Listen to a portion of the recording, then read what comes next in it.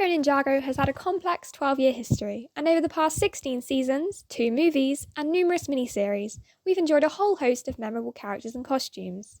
However, even after so many different minifigures have been produced for the line, there are still some glaring omissions that are yet to receive the minifigure treatment, so I've compiled a list of the top 15 missing Ninjago minifigures.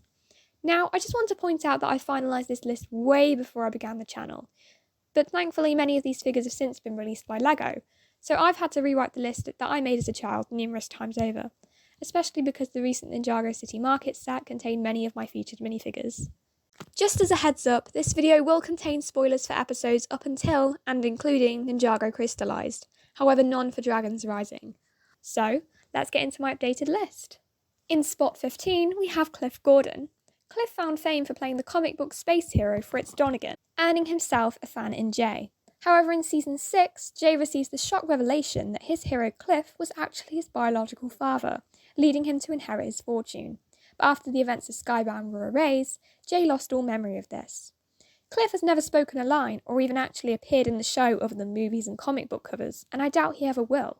However, I still think he deserves a minifigure. Perhaps as a statue of his iconic character, Fritz Donegan. Moving on to spot 14 is Snake Chen. In Season 4, Chen memorably transformed himself and his followers into Anacondri warriors, leading to an epic finale battle. Although many of Chen's Anacondri warriors received the minifigure treatment, Chen himself only ever appeared in sets as his human form, which is a real shame, and this makes him a highly requested minifigure amongst fans. At number 13, we have Milton Dyer. As the creator of the abandoned Prime Empire video game, Dyer played a vital role in Season 12, especially in the poignant ending in which he pledges to take responsibility of raising his creation, Unagami.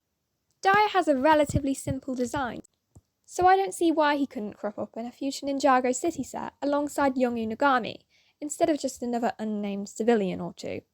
It would be a fun touch for fans who are the primary buyers of these huge display pieces. Non-existent minifigure number 12 is the original Elemental Master of Lightning. We know little about this enigmatic character, since she has only appeared in flashbacks to the Serpentine Wars. However, a remark about having a date with a guy named Cliff confirms that she is in fact Jay's biological mother. I think her figure would have fitted in really well with one of the Bricktober packs that Lego used to make, but now I think the best place for her would be in a Ninjago CMF. In spot 11 is Lawyer Dareth.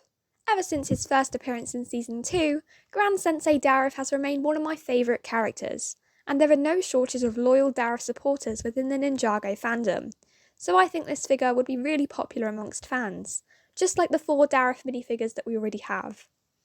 In Crystallized, Brown Ninja Dareth served as the ninja's lawyer, and when things don't work out, he resorts to breaking the ninja free from Cryptarian prison. Lawyer Dareth also featured on Tommy Andreasen's 2 Truths, 1 Lie teaser post for the Crystallized season, so I think he definitely deserves a minifigure. In spot 10 is Scales' family. Scales has solidified himself as a classic fan favourite Ninjago villain, but has since reformed as a person and started a family whilst in hiding with the rest of the Serpentine. Scales and his family have offered support and intel to the ninja, so I'd love to see his wife and son in minifigure form, because they are vital to Scales' character arc. Next up in 9th place is Snake Jay from Season 1 Episode 9, Once Bitten Twice Shy, when Jay memorably began turning into a snake during his first date with Nia.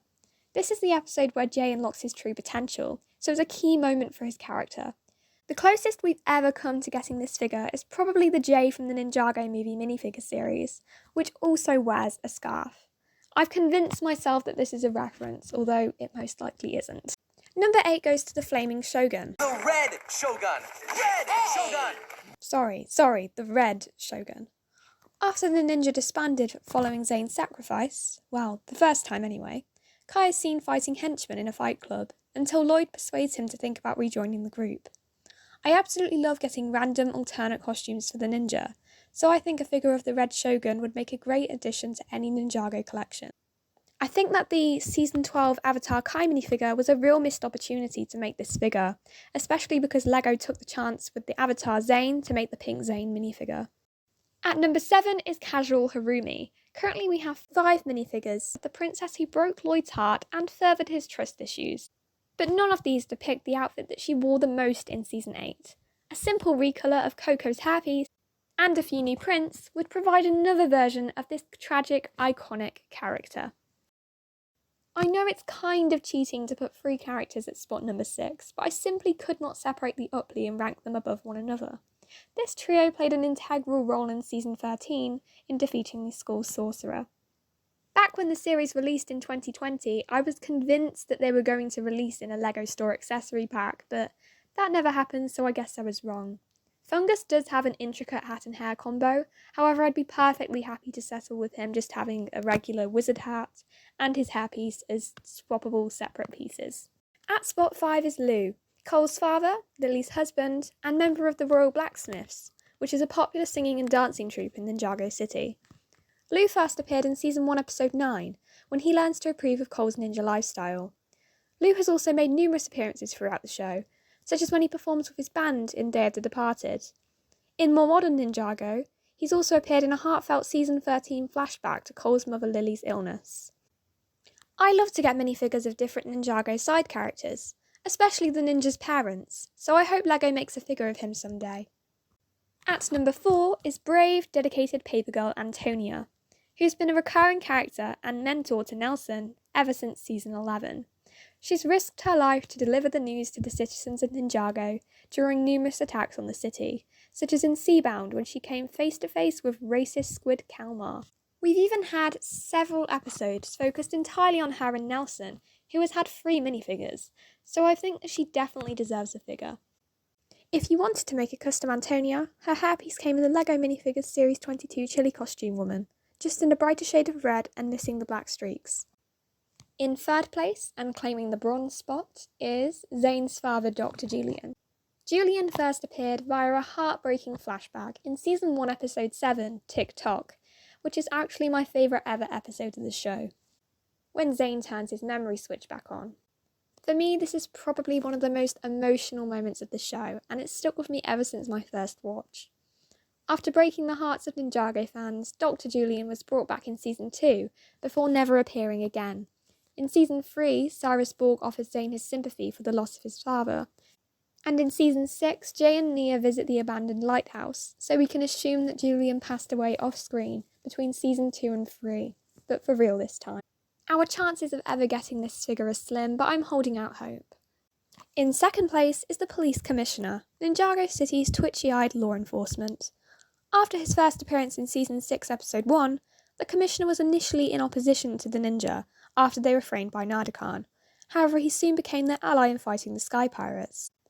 The Commissioner has since appeared many times over Seasons 8 to 16, so I believe he definitely deserves a minifigure, especially considering the fact that Police Officer Hound Dog McBragg got a figure in the new Ninjago City Market set, despite his character only being introduced in Ninjago Crystallized, Season 16.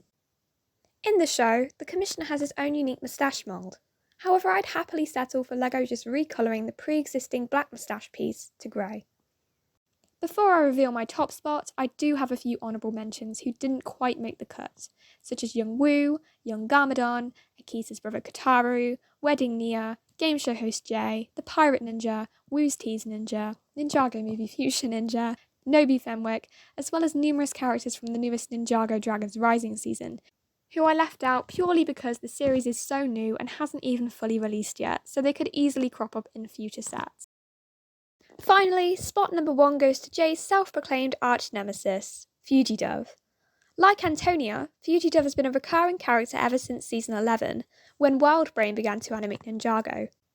Despite being a former inmate of Cryptarium Prison, Fugidove heroically sacrificed himself for the ninja in Ninjago Crystallized. And that is probably my favourite Fugidove moment, closely followed by the Spider-Man 3 Bully Maguire reference in Season 11. Thanks to the LEGO Minifigures Series 9 Chicken Suit guy, the mold for Fugidove's winged arms already exists. However, a new piece would be required for his helmet. However, in my opinion, that would be totally worth it. I really hope we do get this minifigure someday, because he's a great character. So that's the end of this list video. If you enjoyed, please leave a like and subscribe to the channel, and tell me in a comment down below who you think the biggest missing Ninjago minifigure is. Thank you again for watching, I really appreciate the support, and until next time, goodbye!